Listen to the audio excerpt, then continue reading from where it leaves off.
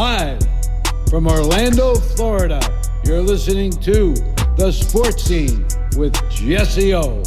Oh, wax a doorknob and call me Betsy. Yep, it's me, Jesse O.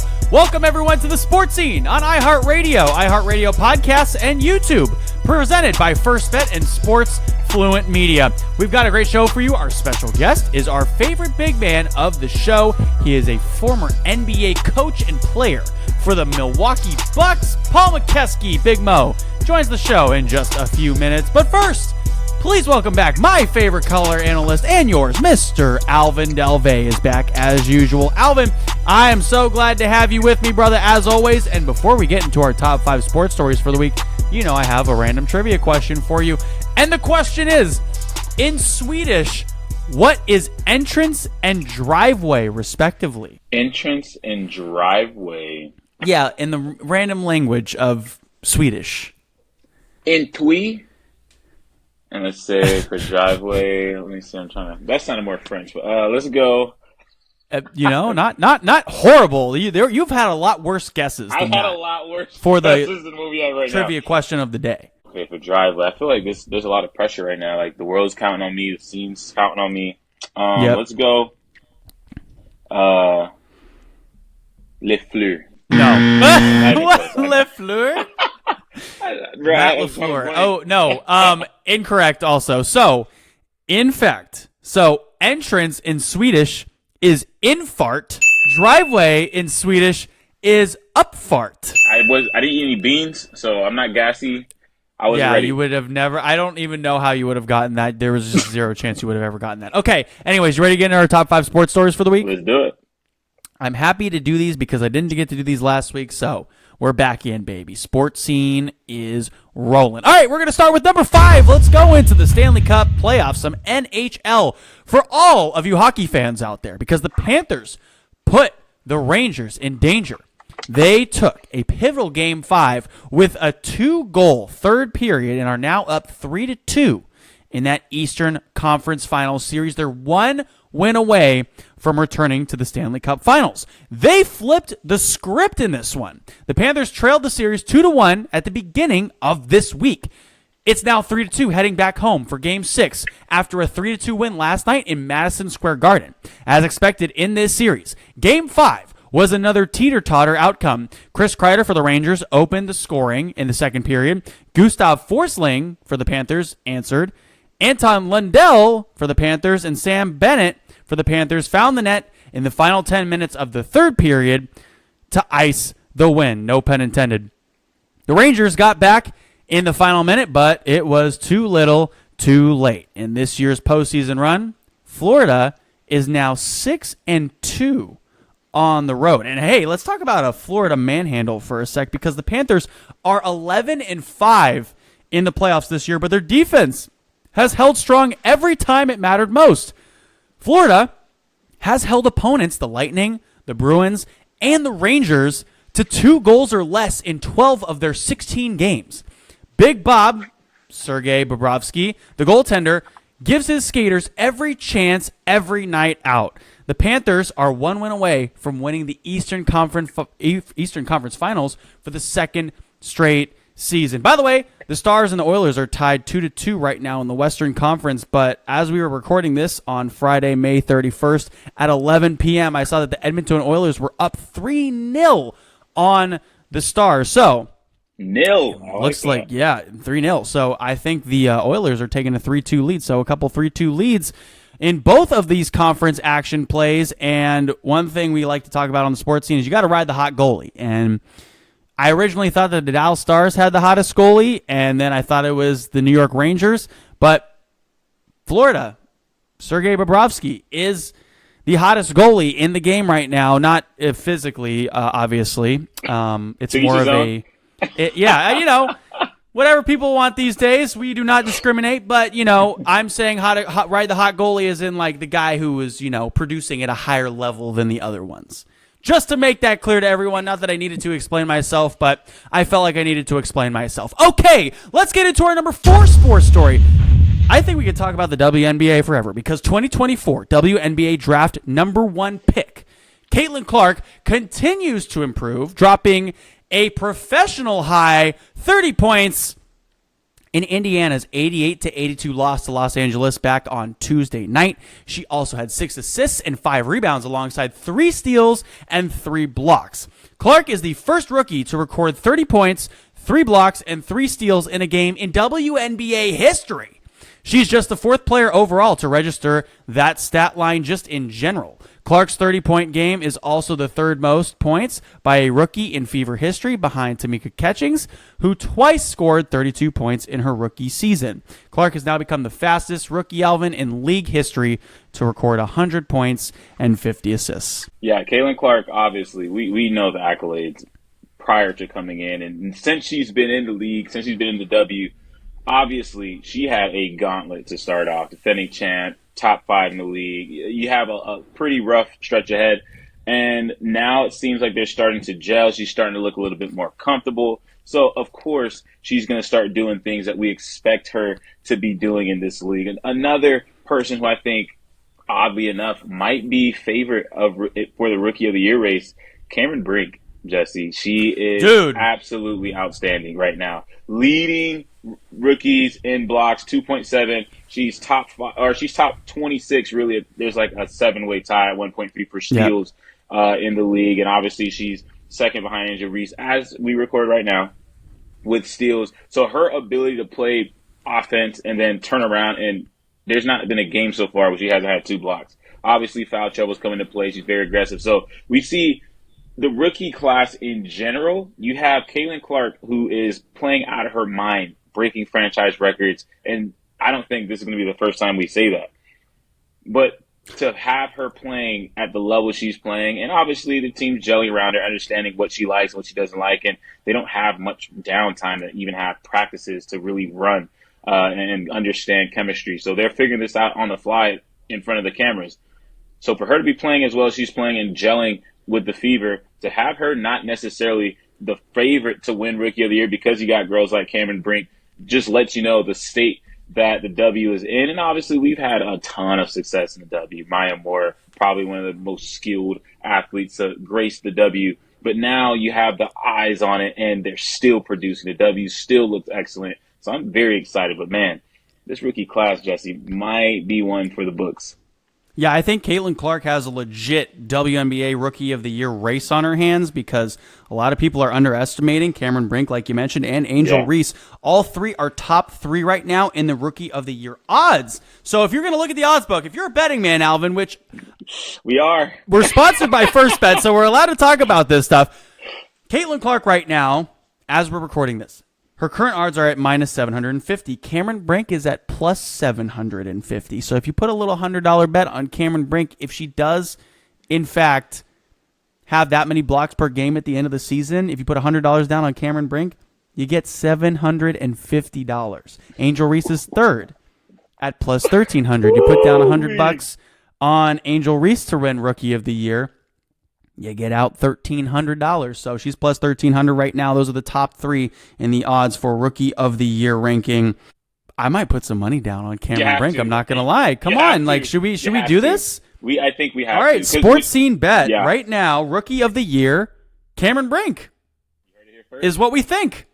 You heard it here first. All right, you heard it here first, ladies and gentlemen. Okay, let's get into our number 3 sports story. This is actually a really cool one, Alvin. Major League Baseball recognizes the Negro Leagues, 1920 to 1948, as a major league finally, and they are integrating their player statistics into the official record book of the Major League Baseball. Yes, this change is going to significantly impact the leaderboards, with Negro League players like Josh Gibson now leading all time in batting average, slugging percentage, and on base plus slugging percentage, which is actually really awesome because, you know, as a guy that's a baseball historian like myself, and for a guy like Max who maybe might disagree with this statement, but Ty Cobb, Alvin, I don't know if you know who Ty Cobb is, but he led in batting average for the longest time up until literally this week. Ty Cobb, the Hall of Fame for baseball is really weird because we won't let in guys like Barry Bonds, who allegedly did steroids. He actually never gotten convicted of doing steroids, but we let in Ty Cobb to a Hall of Fame. and it is well known that Ty Cobb literally killed someone. Like, Ty Cobb's a murderer. Like, not a murderer, but he killed someone. Whoa. I don't want to put that on his family or anything. Ty Cobb killed the guy. And he's in the Hall of Fame, and he was number 1 in batting average forever. He was also racist, so I'm not really, tuning that one up enough. But, yeah, but touche. Anyways, tomato. Glad maybe Ty Cobb is not the leader on that anymore. And it's actually Josh Gibson, who was actually Barry Bonds before Barry Bonds was. But this is way back in the day. So the inclusion is meant to correct a historical wrong, acknowledging the high caliber of black players who were excluded from the MLB due to segregation.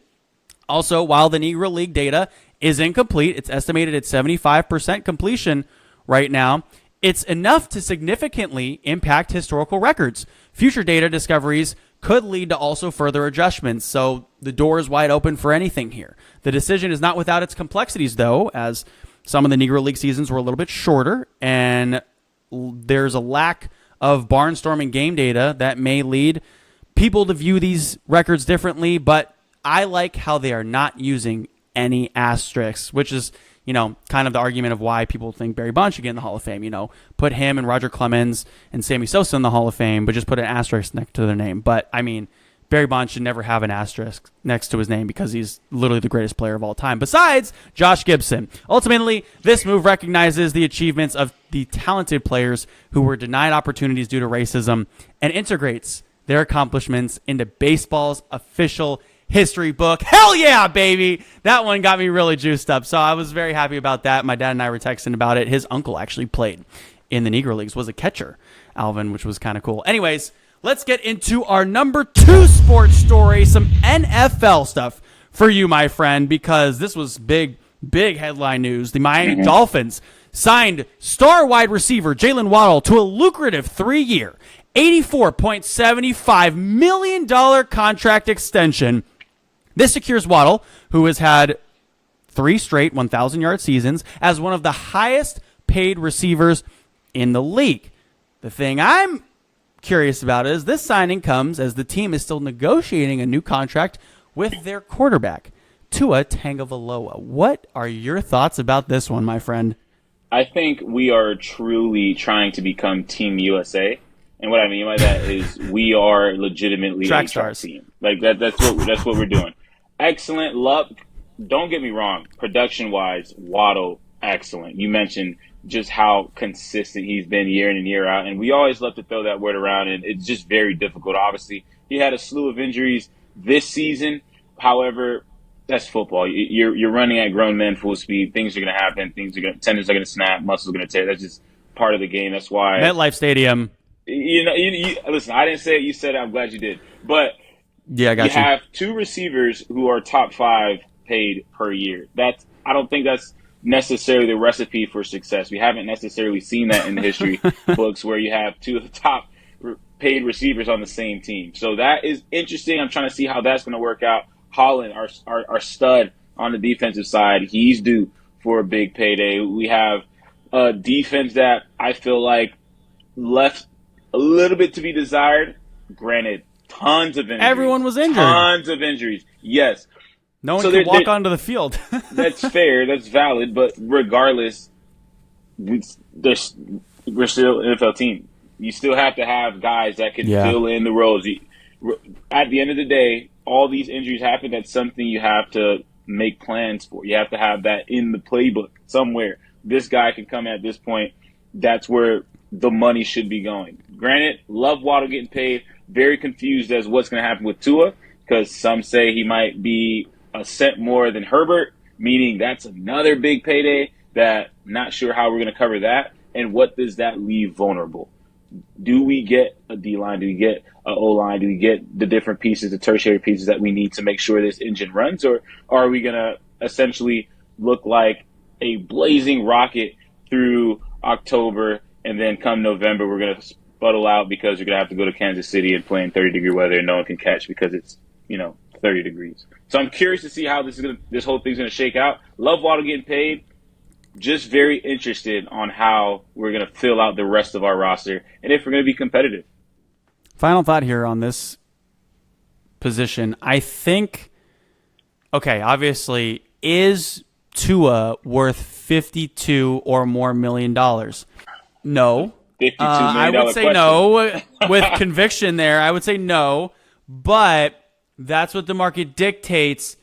Yeah. Is that going to be the best quarterback on the market for when you do need a quarterback at that time is my question to you. You see what I'm trying to say? I see exactly what you're trying to say. When know, he's because is he going to be the best option there's no other for options. us? That's fair, but then my only qualm really is, or not necessarily qualm, is actually the thing that I'm most curious about. We're making sure we're bolstering everything else. Usually you see it the other way around, but the 49ers have done this, where you have so much talent on that offensive roster that you can kind of just plug and play at the quarterback position. Granted, Brock Purdy, stud, showed up. He learned. He got better every week, and that's really all you can ask for out of a guy. It's to come in, lay his heart on the line, be a foxhole guy, and just improve on a weekly basis, 1% every day. Brock Purdy did that. I think that's the blueprint that the Dolphins are trying to follow. Granted, we're missing some pieces on the defensive end. We don't have the sheer star power, but I think we're working towards that in a very Miami Heat-esque way. If you're a basketball fan, you know exactly what I mean by that. So trying to get guys to come in and shine in their roles, I think that's interesting. You get a few juggernauts, right? Especially paying the guys that we're paying them at that receiver position.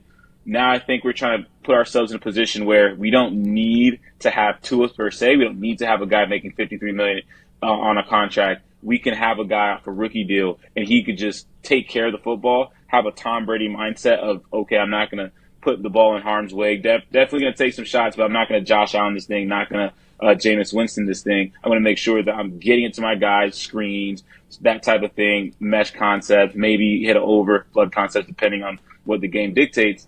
But I think that's where we're going. And if that's the trajectory, Jesse, I won't lie to you, I'm very excited as a Fins fan. I'm just curious because I know how things typically shape out for us in January.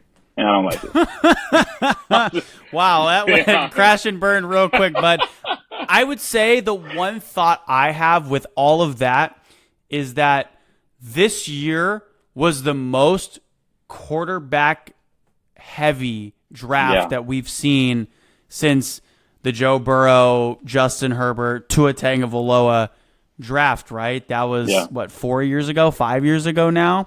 So once every 5 years. It's me, my back. So I'm thinking in the next draft, the only real quarterback I can see coming out of college is either Sam Hartman or Shedeur Sanders. I mean, and if you're not the bottom two in the league, you're not getting those picks. So then what's the end goal? 49ers Brock Purdy with what pick? I guess the last pick in the draft. I mean, that was a moonshot, though. That's a unicorn in a field of zebras. Team That's can do true. it. Get your scouts out there. Figure out exactly who's playing and figure out. It's just your due diligence. If it can happen, if one team can do it, another team can do it. That you see that every year. Whoever wins the Super Bowl, now everyone's trying to stop that team. Everyone's just watching film. How do we stop this team? And if it's in your division, if in your conference, you're locked in. So now, if you're the Dolphins, we have everything going for us as far as just offensive firepower in the summer, right? In order for us to get to the Super Bowl, we literally need to be playing games in Miami. That's just how our team is structured. Yeah. Now, if you have that mindset, okay, we know Tua has gotten better. I'm not going to act like he's chopped liver. Like, he's gotten better. We were concerned about his physicality. Everything we're concerned about, he's gotten better. Granted, for Dolphins fans, you could have had Herbert, so you're always going to be a little bit, bullish around that. And now Tua lost like 20 pounds, so we'll see if he's a little bit more mobile. Like, there's things he's doing to try and improve. And I think that, knowing that Dolphins brass that is thinking, you know what, he's going to be good enough to buy us some time to be able to work all these auxiliary pieces in and see if we can't milk something and get a moonshot, if you will. You don't get that every year, but if you get one, you have that guy for the next 10. So you just got to work to get that one. And once you get that one, you're locked in. But I think there's going to be a few swings and misses in that process. Yeah, and you need guys to be able to play in minus 20-degree wind chill weather when it comes time. I don't want to hear about it, man. In January. Anyways, let's get into our number one sports story. Alvin, what did the alien say to the landscaper? Did I do that? I'm sorry. That's a great one. No, great guess. Take me to your weeder. Get it? Weeds. You're terrible. Yeah, I suck, bro. All right, anyways, I'm not going to get into that more. Hey, our real number one sports story is coming up when we return here on the Sports Scene.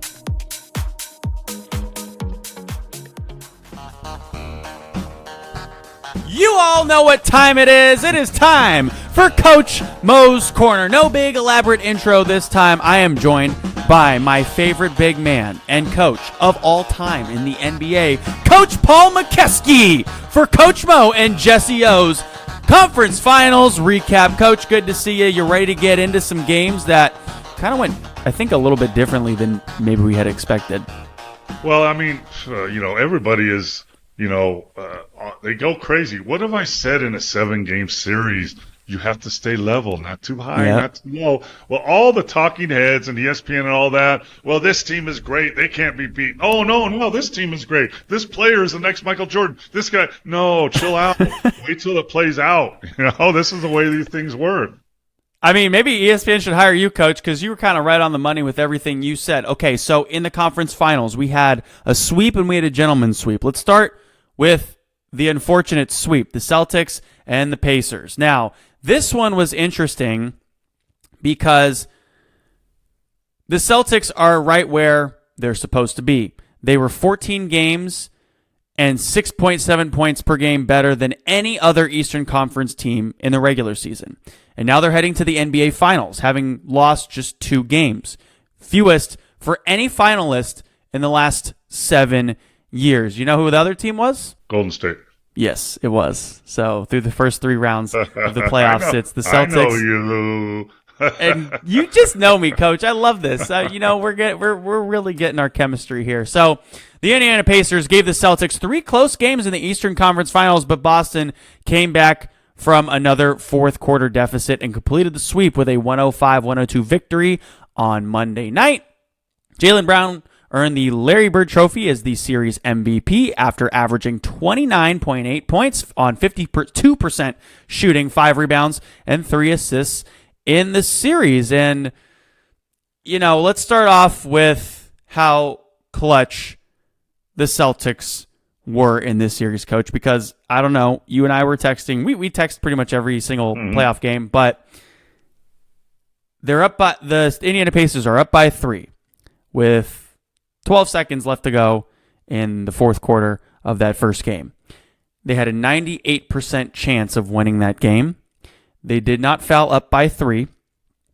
Then Jaylen Brown gets the inbounds, corner 3, makes it. Celtics go on to win that game. Now, my question for you is, as a defensive guy, right, they were trying to have Siakam stay with Jaylen Brown as he went to the corner there. Guy comes up, sets a screen. Why weren't the Indiana Pacers switching everything on defense? Before that play, the Indiana Pacers could not get the ball inbounds. Oh, yeah. There's that. So instead of Siakam, like you learn in 8th grade, go to the ball. Go to the ball. Instead, he didn't go to the ball, and they lost possession because they couldn't get the ball in or else the game's over. So let's talk about that, because Indiana Pacers in the whole series could not close a game. No. They were in the games. They were winning the games. They couldn't close a game. They blew game 1. And in a 7-game series, when you're at this level and the teams are that good, when you blow a game, it comes back to bite you. And that's what happened to them, and it happened to Minnesota also, but we'll go into that later. But as far as you're talking about, there's so many different strategies at the end of a game. Switch everything, don't switch, foul, don't foul. I'm a true believer of this is the rule, this is what the numbers say. If you lead by 3 points in under 5 seconds now, not 6, 7 because there's too much game left, under 5 seconds, you foul the shooter and make them shoot 2. Immediately, yeah. The reason for that is, and I've told people this before, how many games have you seen tied up or won by someone hitting the 3 at the end? Quite a few, right? Because all you got to do is do one thing right. You got to get the ball, get some space, and make a shot. Just look at Kawhi. Just look at Kyrie. Making a shot, even when someone's on you, that's all you got to do. One thing. If you foul and you're up 3, they have to, number 1, they have to make the first free throw. That's one thing. Number Yeah. two, they have to miss the second one, and someone has to get the rebound. Number three, someone has to get the rebound. Then they got to make a shot.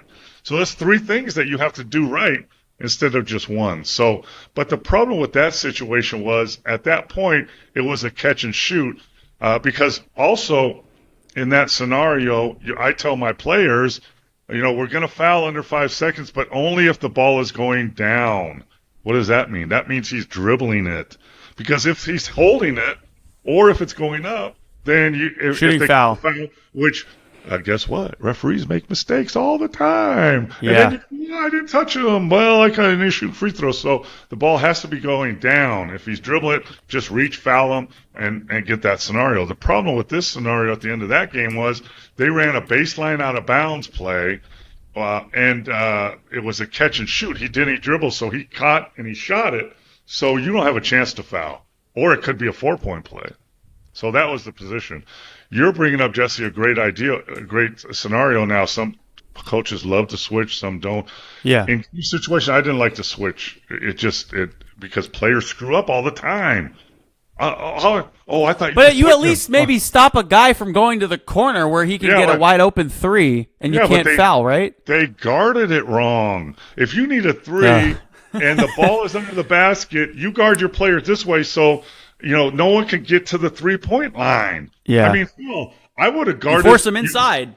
You could put all your players on the 3-point line, defensive players on the 3-point line. And if they catch and lay it in, so be it. That's another scenario. But you're up by one then. Still. Yeah. But what happened was I think they were supposed to switch. Maybe they weren't, but this happens all the time. I thought you were switching. I didn't hear you were switching. It happens all the time, and you lose a game. But in that scenario, if you would have played like this and switched, like you say, I got him, you got him, make him throw it over the top, I agree. But, that was a really interesting play because they had both sides. You're taking it out underneath the basket, which is unusual for your defense. You don't do that scenario a lot in a game. You do, we're guarding under 5 seconds. They have the ball out at half court. You do that all the time. What are we going to do? We're going to switch. Underneath the basket, you hardly ever do that. So it was a little mix-up, but they had a couple double curl plays going on. And guess what? When you have Jaylen Brown and Tatum that can shoot it, that's a tough combo. You can't just lean on one guy, But in the long run, they didn't close out. They didn't do the things right at the game. And Boston won the series. They won all their series. But they weren't facing the best players of each team when they won those series. So Halliburton was out for the last 2 games. Yeah. And Cleveland played hard. They played tough. They had some games they could win, but they didn't close out. Maybe that's a little bit because their closeout guy Halliburton's not playing. It was somewhat of a flowers and daisies prancing match for the Celtics to get to the finals. This year was all fun and picnics in the park, and the West was World War V trying to get to the finals, but we'll get to that in just a sec. By the way, Coach, the Celtics are now 25-12 in games that were within 5 points in the last 5 minutes this season. That includes a 4-0 mark in the playoffs, having scored 53 points on 41 clutch offensive possessions, 1.29 per, which is kind of interesting. Also, we were talking about how the Celtics are good late in games. They're good down the stretch. Well, they were good at stopping the Pacers' potent offense down the stretch. The right answers down the stretch of Game 4 were mostly on defense. The Pacers, like you said, were without Tyrese Halliburton for their second straight game, but they've been difficult to defend no matter who's been on the floor because Halliburton's backup, TJ McConnell, was also one of the players Boston had the toughest time stopping. And in the end, the Celtics got the stops they needed. They held Indiana scoreless on its final 6 possessions of Game 4 to turn a 4-point deficit into a 3-point win. The Pacers did miss some wide open looks, but Boston also made some big defensive plays. Coach, we saw a lot of different things going on here, right?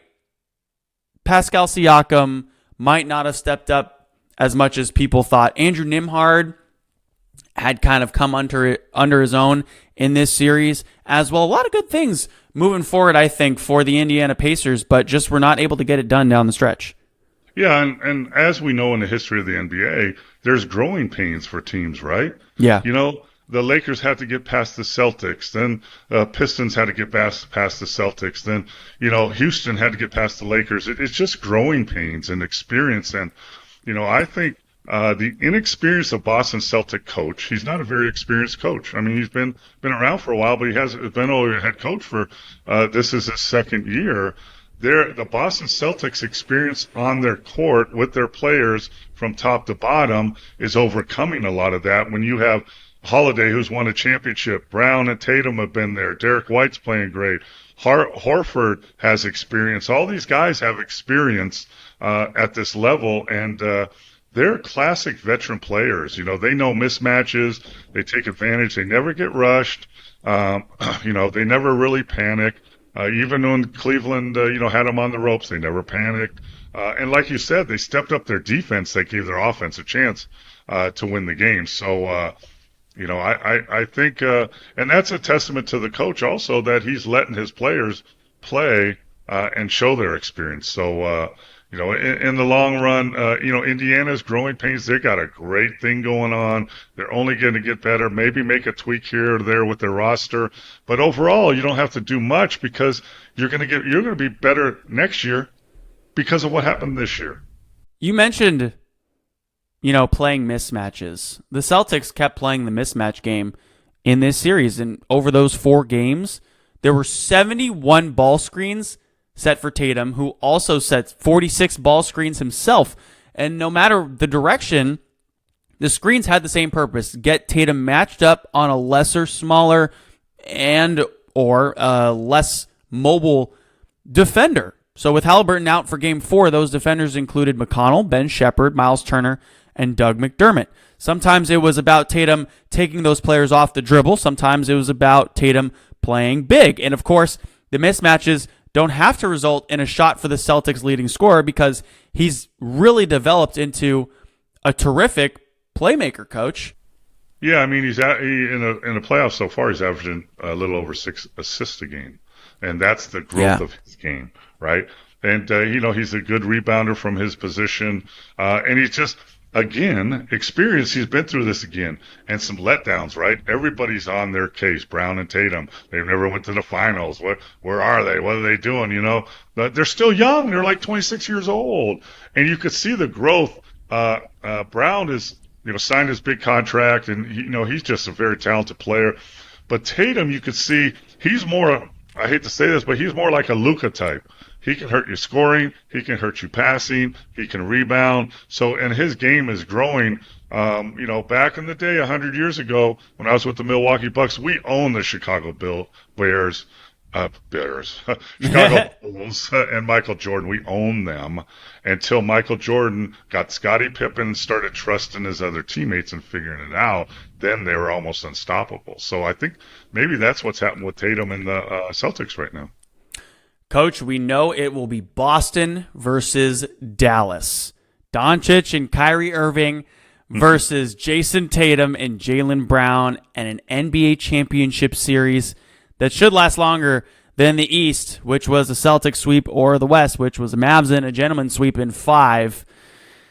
So let's talk about the Mavs winning over the Minnesota Timberwolves over in the Western Conference Finals. Okay, let's start off with the Magic Johnson Western Conference MVP. And that was Luka Doncic. And did we expect anything else? Because I didn't. And you and I were texting. He had 20 points in the first quarter of their last game. 12 points in the game's first 153 seconds. 20 points. The Wolves had 19. Doncic was hitting jumpers. He shook defenders. Actually, left folks shook, period, and eagerly exchanged gestures and comments with courtside fans. The Mavericks were up 29 points at the half. Poor Snoop and that Dogg. Was a wrap. Poor Snoop Dogg. Yeah, I know. Snoop Dogg got his ire. I would hate to be Snoop Dogg in that situation, but it's because Doncic removed all doubt, I think, in anyone's mind that he might be one of the best players in the entire world right now. and he showed out pretty strong to close out this series in 5 on the road, nonetheless, Coach. Well, here's what he did that a lot of good players in the NBA, even in the past and now, they don't realize like he's the best player on his team. He's taken a step back and he's becoming like his Robin to Luka's Batman, if you want to call it that. But what Luka did is what a lot of great players in the NBA fail to do in playoff games like that, where it's a matter. Everybody's anticipating what's going to happen. Minnesota finally beat them, and now they're at home, and what's going to happen? Instead of sitting back and waiting to see how it goes, Luka said, no, I'm going to show you how it's going to go, and he put his signature on the game from the first minute in the first quarter and said, no, this is my game now. And by the time Minnesota caught up, they were backpedaling so hard and down so much because Luka put that pressure on them because the way he came out in that game. I'm not waiting for the second half. I'm going to put 20 points on you in the first quarter. Now let's see what you do. And I think that dictated the game. That dictated the outcome from the very beginning. And the game was over. And then it was catch up. But Luka threw the first punch.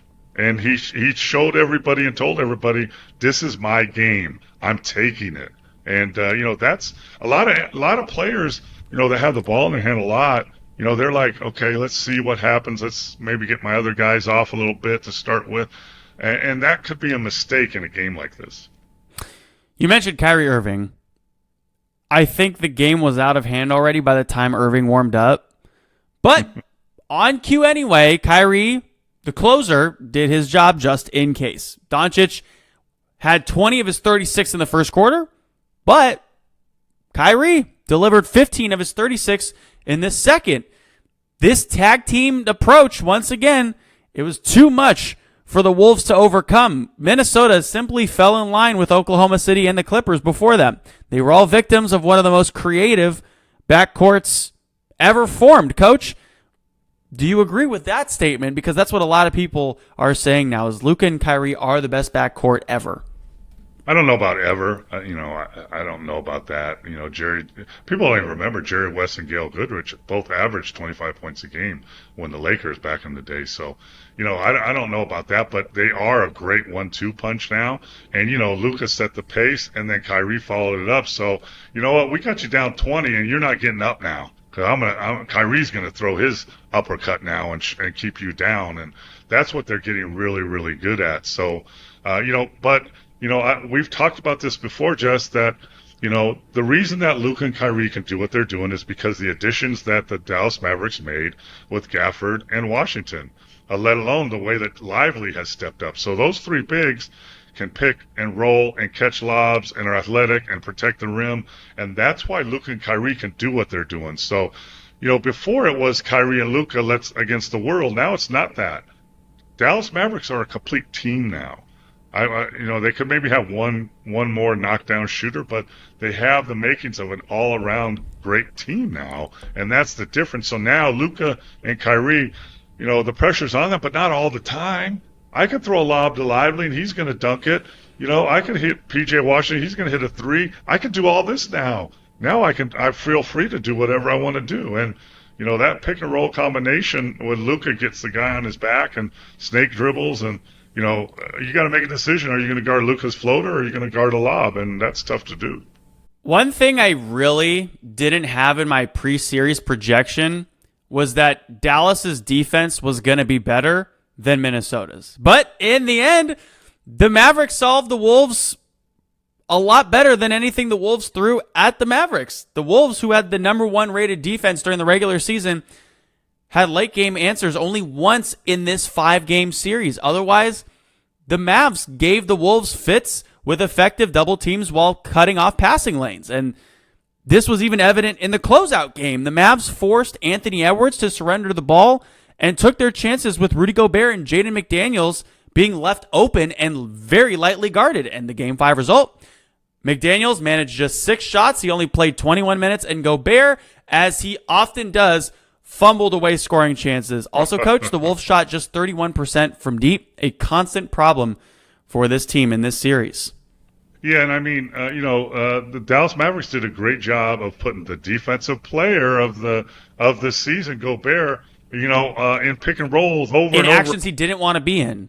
And he's doing that soft cover. It drives me crazy. I don't know why NBA teams do that. It doesn't work. Stop doing that. Lopez does it with the Bucks. Stop doing it. It doesn't work. And they put the defensive player of the year, Gobert, in bad situations. On the other end, Dallas let their bigs like Lively and Gafford. You saw Gobert, I think, only had like 5 blocks the whole series. Yeah. And Gafford's blocking shots and Lively's blocking shots because they're in position to do that. And the Timberwolves never put the Dallas Mavericks bigs in situations that put them out of defending the rim. And I think that was a big problem. And you know what? If you have, it was interesting, like I said before at the beginning of the show, that everybody's all high on people and then they jump off the bandwagon really fast. And, it was Gobert and Towns, right? The Twin Towers are back again. Yeah. That was part of that, too. The problem is Towns was a no-show for most of the games. And he's soft also. Wasn't he like 3 for 32 from 3 at a certain point in time? Yeah, until the game they won. But he just, in my opinion, he plays soft, and he gets taken along with Gobert. And now, if you got Gobert trying to post up, that's a huge mistake. I don't care if a 6-foot guy is guarding Gobert. Don't post him up. Just have him play his game. Don Nelson, when I played for Milwaukee, we used to always do that. If they had a inferior post player that was big, we put a little guy on him, so maybe that team will think it's a disadvantage, and then the other guys can't do what they can do. So it's a strategic thing. But Gobert was not. He was not. It didn't look like the 6th man of the year against Dallas because Dallas put him in scenarios where he couldn't be. And then when you do that, you expose him on the defensive end. You can expose the defensive player here on the defensive end, and he's not, as you said, he's not a good at all offensive player. And, now you got a problem. Now you really can't play the guy. I don't think it was Anthony Edwards' fault that they lost this series, but when looking for reasons, the inability of Edwards to provide an impact was definitely high on a lot of people's lists. The wheels came off for him against the Mavericks. He was limited to 1 decent game, the only victory for the Wolves, and overall Edwards was never the best player on the floor, which he had been in the last 2 series against the Suns and the Nuggets. And even his 28 points Thursday were meaningless in a game the Wolves trailed big from the first quarter on. And again, it's defensive strategy. In a 7-game series, people have no idea the strategy that goes on, the video work, the coaches' sessions of what we're going to do to disrupt them. Because now we have 2 weeks to work on what we're going to do, not 2 days like during the season. And we can come up with defensive schemes. And you know what happens with a player, like Anthony Edwards is he's young, very talented offensively, and they took the ball out of his hands. And what did he do? He got frustrated. Why did he get frustrated? Because he's passing it to Gobert and some other player that can't make a damn play, and now he's more frustrated. They're taking the ball out of my hands, and I'm giving it to my teammate, and they can't make a play. And that's a problem, not only on the floor, but psychologically. So what do you do as the player? Well, I can't pass it out of this double team. I'm going to try to break it now, try to split it and do all this other stuff. And you're doing stuff that's not in your comfort zone yet. And that's a problem. The Dallas Mavericks defensive scenarios disrupted the Minnesota Timberwolves offense. The Dallas Mavericks offense disrupted the Minnesota's defense. So there you go, gentlemen's sweep. We're going to pause our conversation with Coach Paul Mokeski right there for a commercial break. Don't go anywhere. So much more Sports Scene is on the way.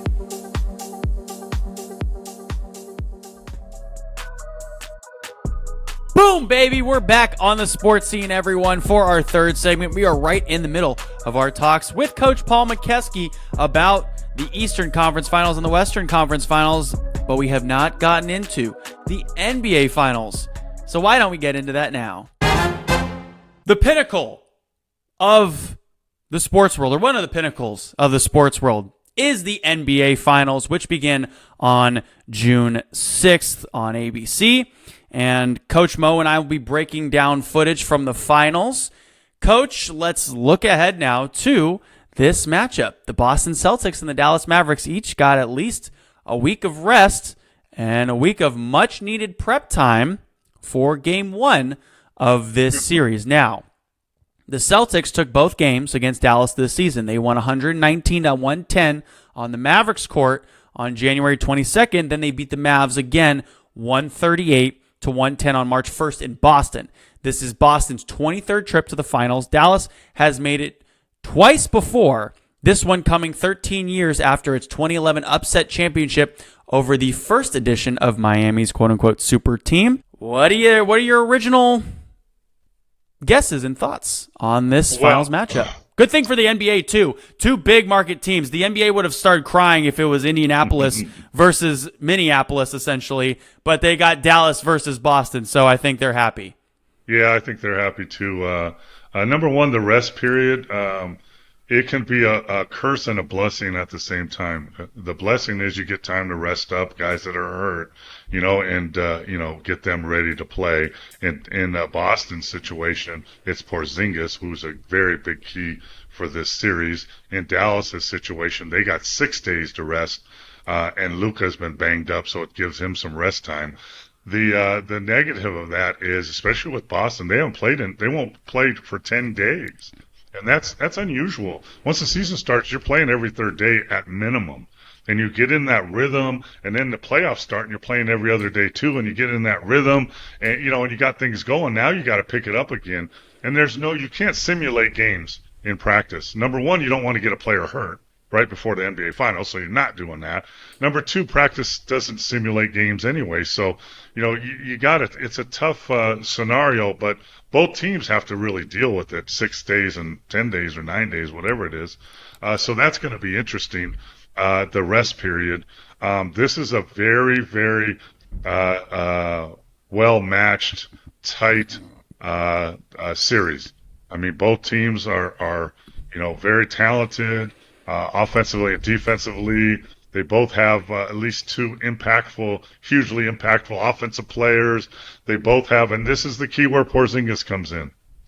Porzingis needs to be healthy for Boston to be able to get this series because he's a 7'2" center that's pretty mobile, can shoot threes, can protect the rim, and he's got to be there because, I'm sorry, Al Horford has done a great job in the playoffs. Unbelievable, playing out of his mind at 38 years old. Yeah, wow. But he cannot individually guard against Lively and Gafford and those guys without Porzingis there to help him. So that's a huge matchup that's going to be important to watch. And you know what? Talk about rust. He hasn't played in like 3 weeks, I don't think, or more. Went down in the first round against Miami, so more than 3 weeks. And not with a knee, not with an ankle, not with a shoulder. Calf. With a calf, Achilles type thing, which is scary. So, without Porzingis, it's going to be tough for Boston to match. I think it's going to be interesting. I'll call it here. If Porzingis is healthy, I have the Celtics in 7. If he's not healthy, I have the Mavericks in 6. How about that? Interesting. Well, yeah, the Porzingis factor is something I'm really watching because Daniel Gafford and Derek Lively are vertical rim runners who play like they're on a pogo stick, always available to flush down a Doncic lob. Derek Jones Jr. and PJ Washington have upped their production in the postseason. And like you said, that's a lot to handle up front for Al Horford, who is 38, and he needs help. Porzingis, he's 7'2", 240 pounds. He averaged 20 points and 2 blocked shots, both of which could help the Celtics. And he's a big body in the paint and a 3-level scorer who deepens Coach Joe Mazzulla's rotation after 5 weeks of a long postseason grind. But let's talk about the top storyline in this series, Coach, and that's the battle of the backcourts. It's been claimed by Reggie Miller and every talking head on television or even on the radio that Luka Doncic and Kyrie Irving for Dallas are arguably the most potent offensive backcourt in NBA history. Why argue that now? So let's stipulate to that and enjoy a strength versus strength matchup with Boston starting guards. So Drew Holiday and Derek White earned spots on the all-defensive second team and have built their reputations over years of making offensive counterparts uncomfortable. They're disruptive and very sticky and capable of ball pressure that can throw off even Doncic in late clock situations. And Irving's highlight finishes. Going the other way, Irving has looked more diligent this spring, while Doncic mostly uses defensive possessions to essentially recharge, right? Dallas and their tandem totaled 112 points in the 2 regular season meetings, 51% of their team's output.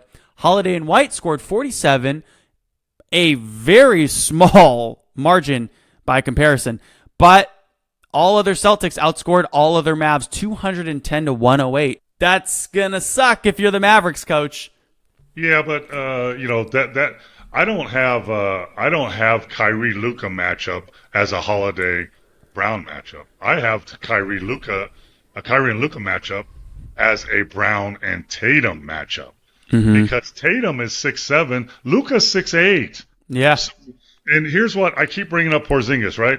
Porzingis is important because when you bring him into the mix in your rotation pattern, now to guard Kyrie and Luka, you have Holiday, Brown, Tatum, and Derek White who can guard Luka too. By the way, so now you have guys that you can throw at them, at that duo, that can cause them problems on defense. So,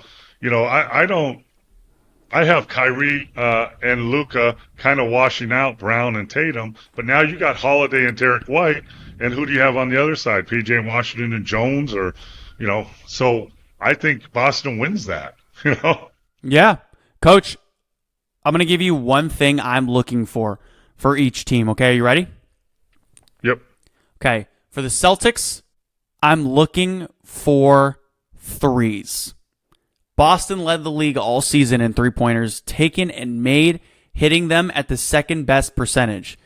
That tactic has continued to pay off in the playoffs with their average of 14.6 makes and 39.8 attempts, topping all others. When they've hit 14 or more in a game this spring, they're 9-0, and they have gotten up 40 or more attempts in half of their postseason games. The Mavericks have been solid, just not very stellar from behind the arc. They've averaged 12.4 makes and 33.7 attempts and are 6-1 when making 14 or more, but they've launched as many as 40 only once in 16 games. And this is the thing Joe Mazzulla has kind of told his team is, hey guys, if we take as many three-pointers as we can, we're eventually going to be at our average. We're eventually going to digress or go up to the mean, no matter what we do.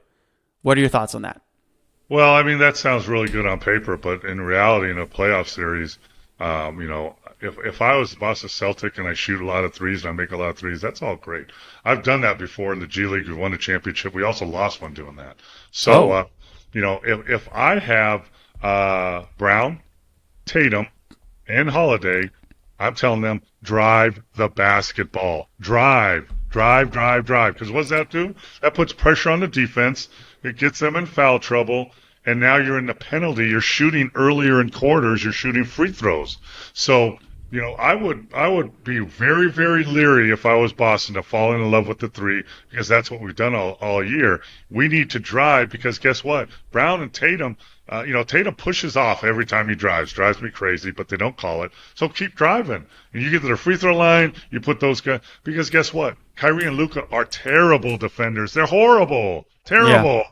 So they're either not going to guard you and you can get layups, or they got to foul you in some way, and now they get in trouble and they got to go to the bench. So, 3 points I think are important, but, you got to drive the ball, especially if you have Tatum, Brown, and Holiday who can drive, and then worry about the threes. So, I'm putting Dallas in problem because I'm driving the ball, not necessarily making threes. And on the other end, if I'm Dallas, they make threes at the right times, right? Kyrie and Luka make those threes at the right time, but their bread and butter is pick and roll with lobs and flip shots. So Boston's going to have to come up with some defense against that, whether it's switching. I don't think they will trap a lot because I don't think they have to, but then their rotations become big. And this is when Minnesota faced that pick and roll coverage and Gobert or Towns had to come over and help on the pick and roll.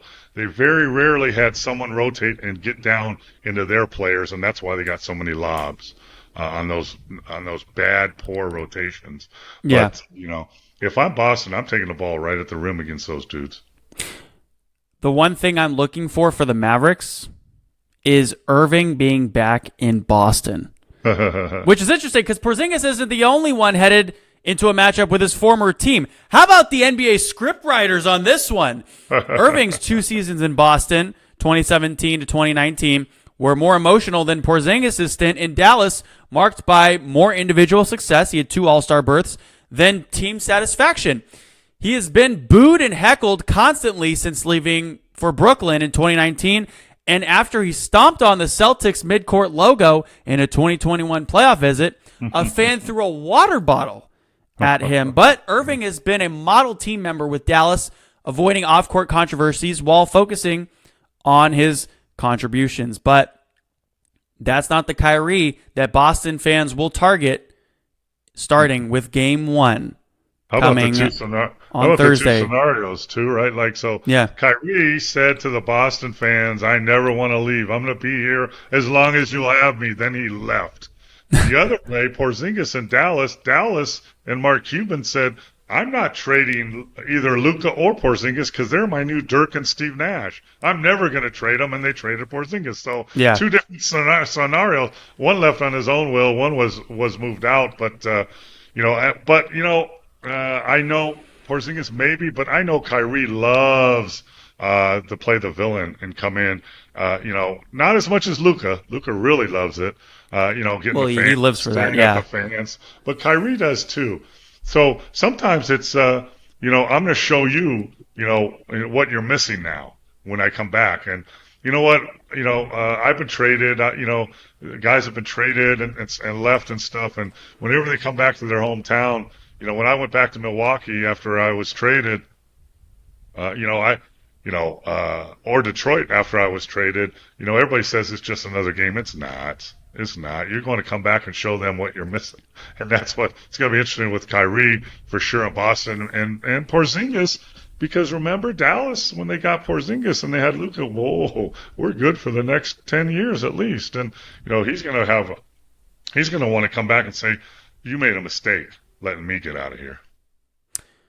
Coach, the Mavs have made 4.6 corner three-pointers per game. That is the most in these playoffs by a wide margin.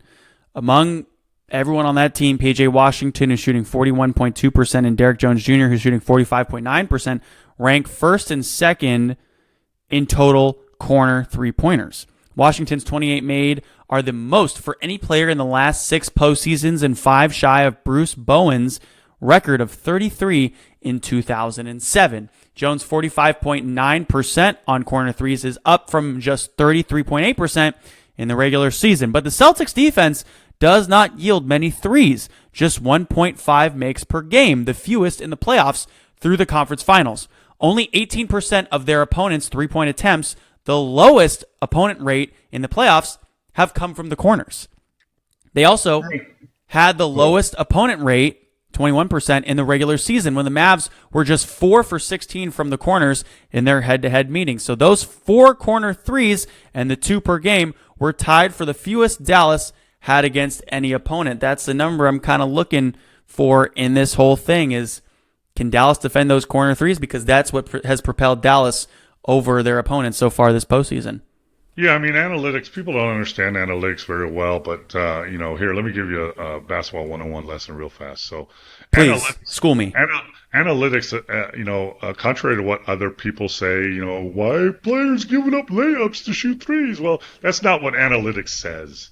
Analytics is valuing and quantifying shots. The number one shot in basketball, number one, is a layup. Number 2 is free throws. You drive, you get fouled, and you go to the free throw line because it does a couple things. It gets you points, but also puts the other team in foul trouble. Number 3 in the NBA is corner threes because it's shorter from the top of the key threes by almost a foot and a half. So it's a shorter 3. Number 4 is any other 3. And then number 5 is out of paint, out of the 3-second lane, pull-up shots. So that's quantifying it. So, that's what the analytics say. That's why teams shoot so many corner threes, because they're so much shorter than the top of the key. But one of the other things is what I've really noticed is, getting quality shots and threes is important. But also what's important, you got to have good shooters, but you also have to have good passers. And when you watch Luka pass, he'll drive and make a hook pass to the corner that's right in the pocket of the shooter. That's huge. You don't have to reach for it, grab it, try and get back into your shooting range, and that's huge. So, I think the Mavericks going to be a little bit better at shooting those corner threes, but they do have to. That's one thing I know their coaching staff is talking about, is what you just said. We can't don't leave the corners. That's the other rule in the NBA. If someone's driving at you, you fake at them, but you can't leave the corner shooter because it's such an easy shot. Whatever Dallas or its fans hold for the franchise's second championship kind of pales compared to Boston's for number 18. This is the 6th time in 8 years the Celtics have reached at least the conference finals, and their second finals in 3 years. Star Wings Jason Tatum and Jaylen Brown have achieved almost everything short of a ring. And Coach Joe Mazzulla's job status was shaky in 2023, and Horford can't wait to get off that most playoff games without a title list. Coach, it is time to make our finals pick. Who do you got, and in how many games? Well, I already told you, but, the one thing that I'm going to look back at, too, is the way that Dallas got to the finals. They beat the Clippers, a really, really good team. They beat OKC, one of the best up-and-coming, the number 1 rated team in the West. Then they beat Minnesota, supposedly the heir apparent to the next, run in the playoffs. Whereas opposed to, and listen, you got to beat the team that's in front of you, right? So Boston did that, and they did it handily. However, they beat the Heat without Jimmy Butler. They beat the Cavs without Donovan Mitchell, and they beat Jared Allen. And Allen, and they beat the Pacers without Halliburton. So, that's got to weigh a little bit on, they haven't been tested yet this year. And, that record banner that you're talking about, that weighs on you, and it weighs on Tatum and Brown because they're young, but they've been there for a while. And, I've been in the Boston Garden, the real one. And when you walk in there in the parquet floor and you see all the banners up there, that kind of freaks you out a little bit as a visiting team. You know what, though? It puts a little pressure on you if you are a Boston Celtic and you see all those banners and you're expected to put another one out there. And Red Auerbach and Bill Russell and Larry Bird and McHale and Parrish and all these guys, Dennis John, are all kind of on your shoulder now, saying you need to put another banner up. But again, I'm going to say it, and the best ability in the NBA is availability. If Porzingis is healthy, I think the Boston Celtics win in 7. If he's not healthy, I have the Mavericks winning in 6. I would agree. I have the Mavericks winning in 6 if no Porzingis. But if he is healthy. I know urgency alone doesn't win championships, but Porzingis plus urgency plus talent plus roster depth plus experience plus continuity plus home court should be enough, and I would take the Celtics in 6, Coach. So this it's going 6. I think the Celtics might win in 6. My heart's saying Mavs in 6, but because I got a lot of friends that are Boston Celtics fans, so I don't want to see them this happy. I don't like it.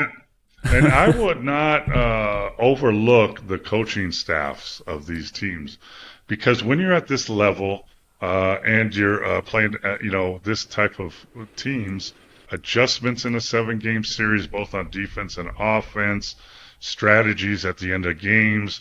And we've talked about this too, Jesse. I think it's so important how teams end quarters. 2 or 3 points at the end of the second quarter or the first quarter, 2 or 3 at the end of the third quarter. Those things add up when these games are going to be so close. And you have to be mentally tough. And when I coached, I focused on ending quarters. If we can end quarters, we'll be fine. And Jason Kidd is a great coach as well. And He is coaching for the team where he won his championship back in 2011. And he's a Cal guy. Yeah. My school. Let's go Bears, baby. And he's won as a player. Now it's a win as a coach. That has some incentive too. So it's going to be an exciting series, I think. I'm knocking on wood. I'm hoping everybody is healthy, and I hope they stay healthy for the whole series, because guess what? One little ankle turn, one little injury to Luka, to Kyrie, to Tatum, to anybody can throw this series into a tailspin. The best ability is availability. That's why I don't bet on sports. What? Oh, man. Okay. Well, I'm going to put a bet down for us for this finals, Coach. We're doing Mavs in 6. Sound good? Sounds good. Okay, I got us. You're the Vegas man, but I'm the betting man. So, perfect. We're a great 1-2 punch. Coach Mo, thank you so much for joining the show. I appreciate you. We'll talk to you in a couple weeks, and we'll break down some footage. Sound good? Sounds good to me, man. That is Big Mo and Jesse O's third round recap of the conference finals in the NBA playoffs.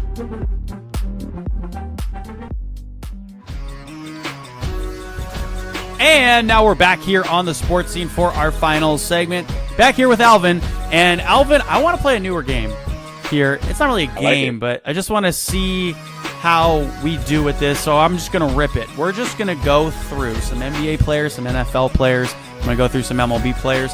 And we're just going to call this activity one word. We're going to use one word to describe these guys and see if the other agrees, okay? And these players are coming up very randomly. We use a randomized generator to generate these names, so I'm not seeing them much before you're seeing them, so I don't really even have a chance to think as well. I'll let you go first, though. Come up with one word to describe these players, all right? And we'll kind of bounce off each other back and forth here. You ready? Let's do it. Okay, here we go. Patrick Mahomes, the quarterback for the Kansas City Chiefs. Dog. DAWGGG. Dog. That's what comes to mind, bro. Dog. More than like any other player in the league, though? Like, I would say like Lamar Jackson's like a dog. Lamar Jackson, first thing that comes to my mind, saucy. See? Games you know what's different. Interesting? I would also say saucy, but when I was thinking of Patrick Mahomes, my word would be crafty. Okay, I just like by that. the throws and everything he can make, his pocket presence, his ability to get out of the pocket and make throws on the run, make throws with his left hand, underhand, Yeah. Just the way he plays offense is just such a different style. He plays offense, he plays for the quarterback position like a shortstop in baseball. And he literally said that on the show Quarterback. So I think crafty would be my word. Crafty dog. I like it. Crafty dog. Okay. Next one for you. Jason Tatum.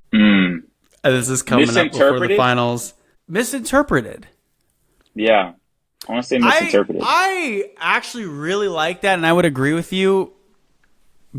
Misinterpreted as in like people think he's better than he is. I would say so. I would say that exactly, because I do think Tatum is.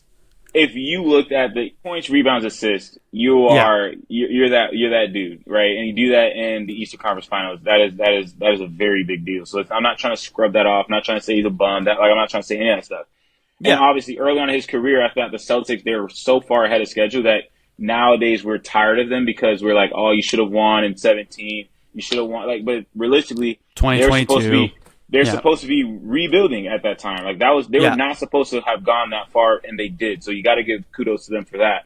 But realistically, I think with Jason Tatum, between him and Jaylen Brown, there's been so many different instances where we've been watching games, and it feels like Tatum's being force-fed the ball and force-fed, hey, here, we need you to get the job done, regardless of how Browns is playing.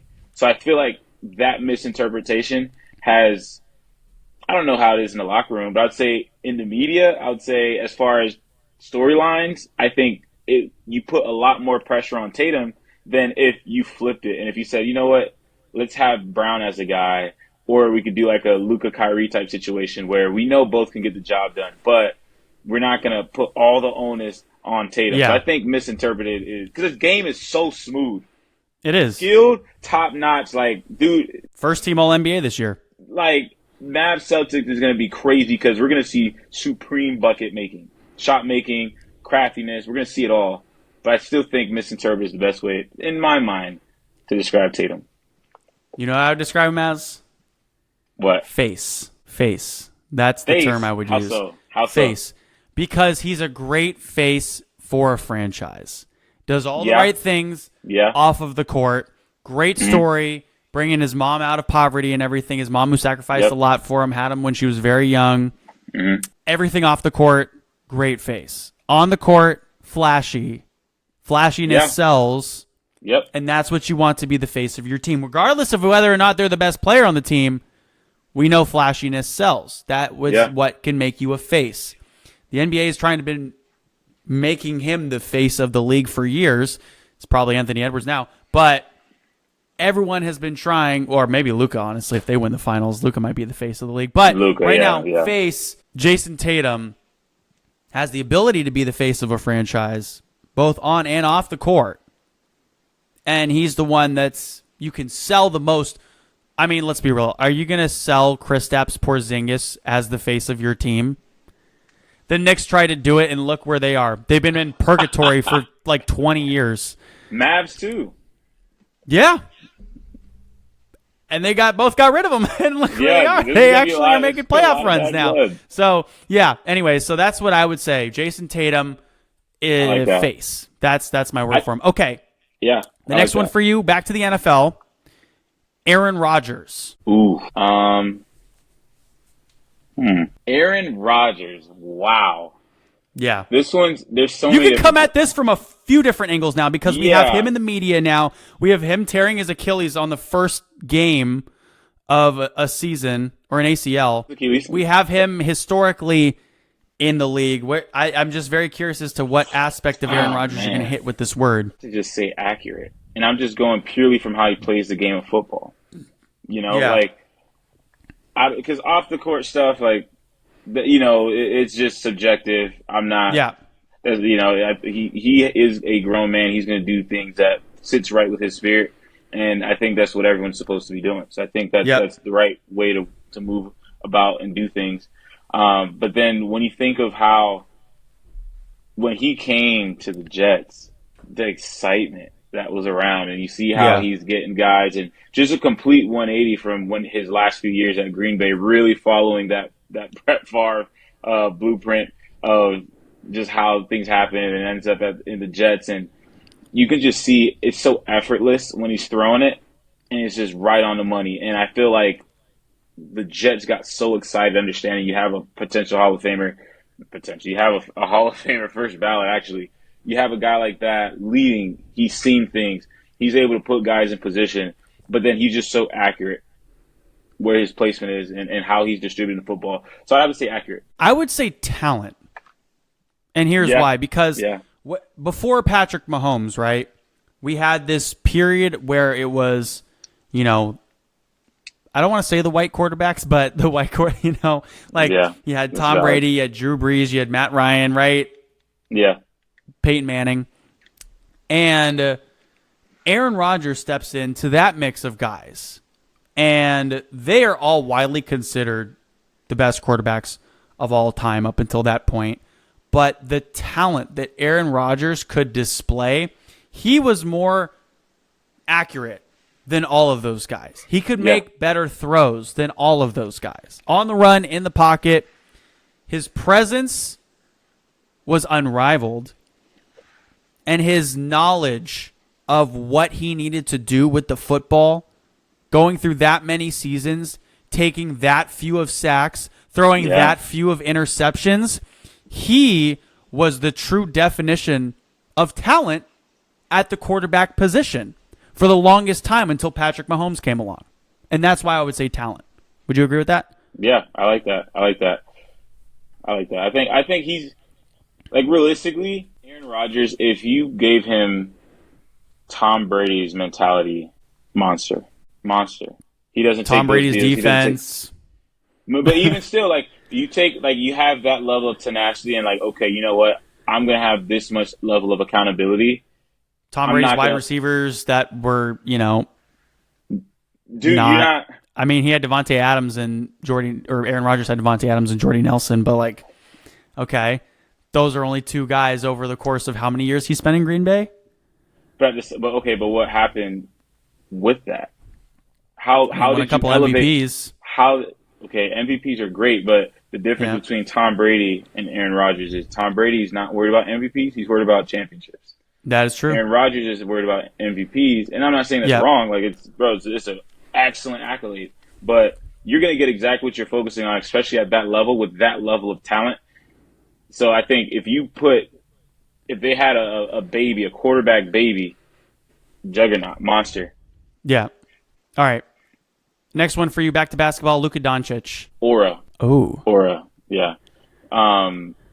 Same thing we say with Edwards, right? With how Cat is he's completely confident, just in the pressers. Like Anthony Edwards, just even bringing Cat on and being as cool as he is at 22, you're like, all right, this guy has aura. He has something that could be the face of the league. Luka's the exact same way. You see Luka, and it's just meme city. He's seeking all the smoke at all times. He's on the free throw line. He's leaning over, looking at you, just staring at you. Because he just gave you a bucket. Into your soul. Into your soul. So excited what's going to happen to the Celtics. But hopefully. Aura. Knock on wood, Alvin. Knock on wood. I can't believe I just said I think that, everyone knows how you and me are swinging with this one. Okay. You know what I would say? The word I would use to describe Luka is lethal. Yeah. Oh, for sure. Yeah. Lethal Luka. Yeah. It's not like he's going to destroy you with a dunk like Ja Morant can or Anthony Edwards. He's just going to let you have just enough to make you think you can squeeze out a win in a game, in a series against him, and he's going to hit a shot that is not just going to murder your team, but it's going to murder your team's spirit.